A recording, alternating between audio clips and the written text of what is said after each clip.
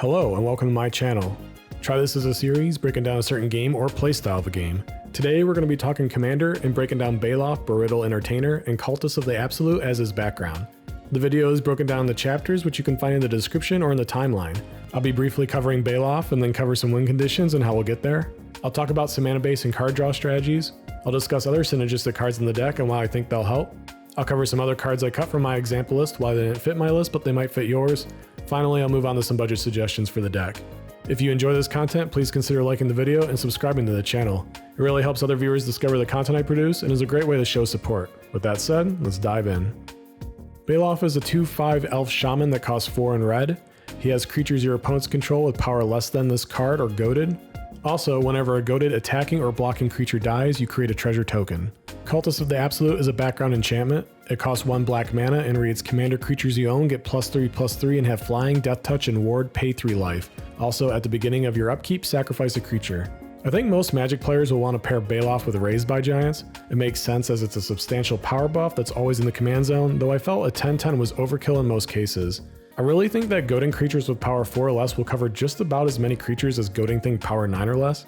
I can only speak for my pod, but in most cases getting Baeloth's power to around 5 goads almost everything on board.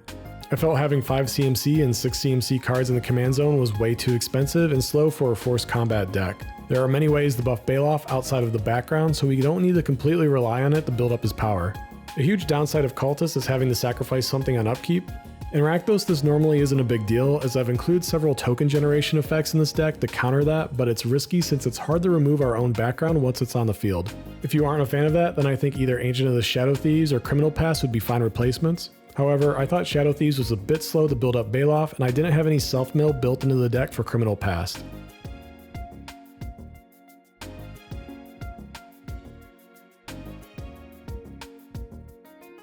Similar to the Firecrag list, I'm going to be building this as a Voltron and Forced Combat deck.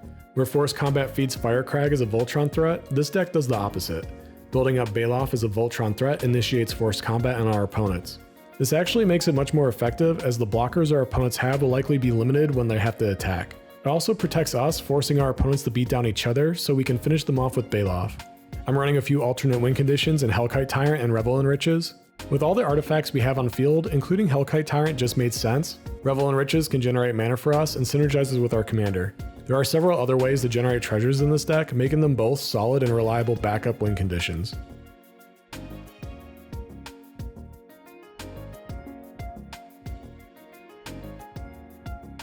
Though there is built-in ramp with Baeloth's ability, I found this to be sort of an unreliable form of ramp. Since we're likely forcing all of our opponents to attack, many will have tapped down their creatures.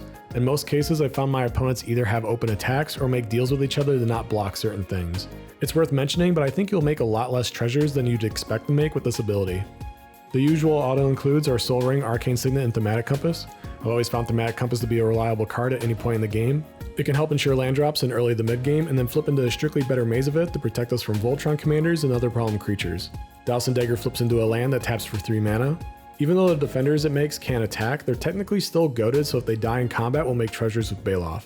Flipping it is a May trigger, so we can hold it on Baeloth if we want some extra power. Wayfarer's Bauble and Solemn Simulacrum are 2 cards that will fetch some basics for us to field.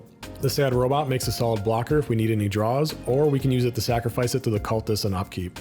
Iron and Leaden Mirrors are 2 mana dorks that are nice early game ramp cards. The Mirror Cycle provides great mana dorks for decks outside of green. As artifacts, they're both playing to the Hellkite Tyrant win condition also. Ornithopter Paradise and Curse of Opulence are 2 more early game ramp cards.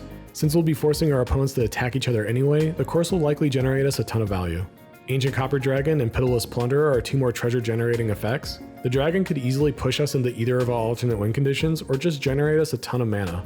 The Pirate synergizes with all the tokens we'll produce and having to sacrifice things on upkeep with our background. This isn't exactly an aristocrat deck, but it should still provide plenty of mana for us.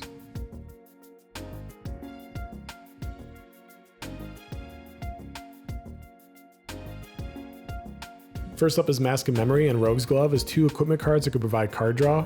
If Baeloth has flying, then they'll probably be reliable, and as equipment cards we can move them around to whatever we like. War Room and Gaia Reach Sanitarium are 2 lands we can sink mana into for card draw. There isn't a ton of draw in this deck, so being lands that will stick around and ensure we'll always have some avenue of card advantage. Phyrexian Arena gives us an extra draw each turn.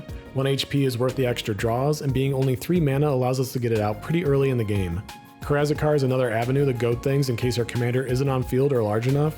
He also provides reliable card draw, as we'll likely always be forcing some opponents to attack one another. Last is Erebos, God of the Dead, as a cheap way to draw cards. He has good utility, and he also doesn't allow our opponents to gain life. Since we're trying to force them to beat down each other, denying life gain is very helpful.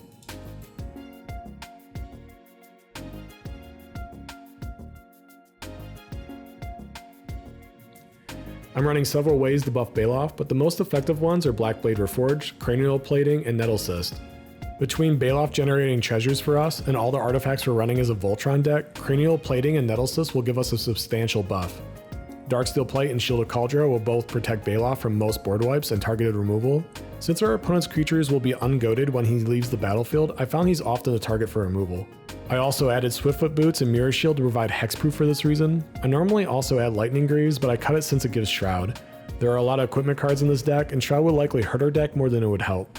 Luxodon Warhammer and Shadowspear are two equipment cards that both buff Baeloth while also providing Trample and Lifelink. They are both useful equipment that play into both strategies of our deck. Trample helps us with the Voltron win condition, while Lifelink helps mitigate any creatures that might be able to swing into us.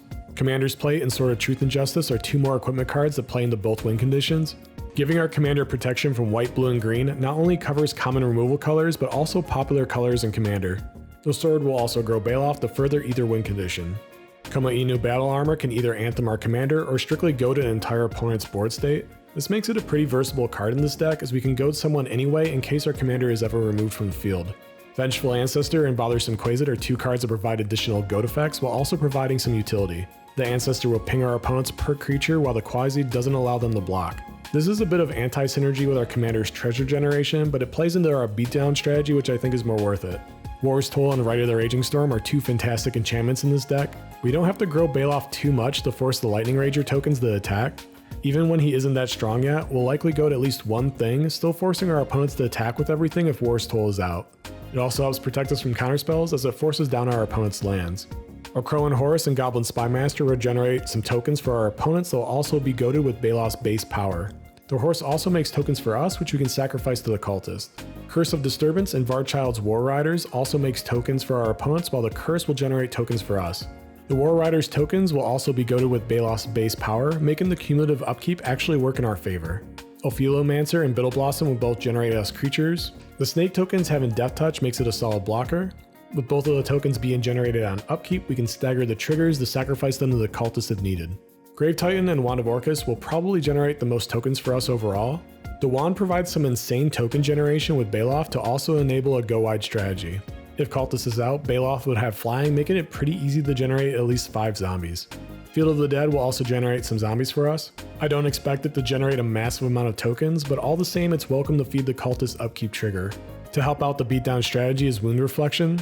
This is a really effective card in forced combat decks, as opponents can't really bargain with one another to not deal damage.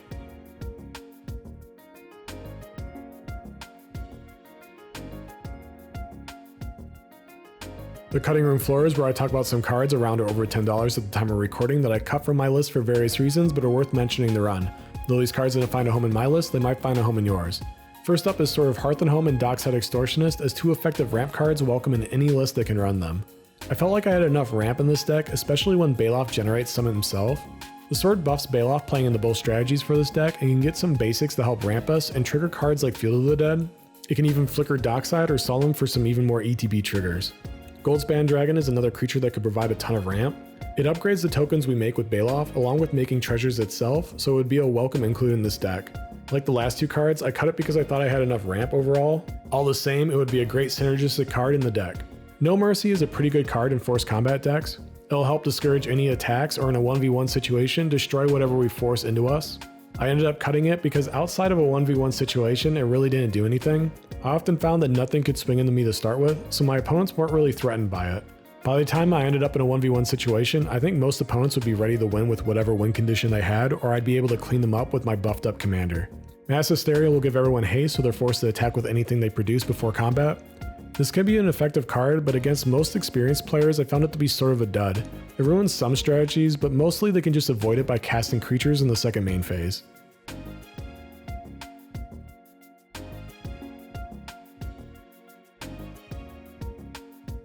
First off is Black Market to provide some extra ramp. This card is sort of similar to our commander, except it continues to scale and triggers off with any creature's death. It's probably a bit overkill, but if you're running other finishing effects like Torment of Hailfire or Exsanguinate, then it's probably well worth it. Sword of Hours and Tenza's Godo's Maul are simple anthem effects for Baeloth to play into both strategies. I think either would be welcome if you need to cut something else for budget reasons. The sword will probably be a bit slow, but it could possibly give us a ton of counters on Baeloth. Varchild, Jadar, and Life of the Party will generate some more tokens for us or our opponents. Varchild will make a bunch of tokens Baeloth will goad that can't block. Our Life of the Party could get massive, especially if we have cards like Wand of Orcus out, and the tokens our opponents control are goaded regardless if our commander is out or not. Faithless Looting and Talisman of Indulgence are two solid cards if you either need more card draw or ramp. Honestly, cutting something for Faithless Looting is probably a good idea. My list is a little greedy with not having a lot of card draw effects, but it worked out for me in most of my test games. Bloodthirsty Blade and Kazul are two more cards that would be welcome in this deck. Kazul really helps out in a 1v1 situation, but similar to No Mercy, would likely not help much unless Baeloth is getting constantly removed. The Blade will always ensure something in particular is goaded even if Baeloth is removed, which is a nice useful hate card against most large Voltron or utility creatures. I didn't cover every card in this deck or every suggestion I have for Baeloth and Cultists of the Absolute, so if you'd like to see the rest, check out the link in the description below.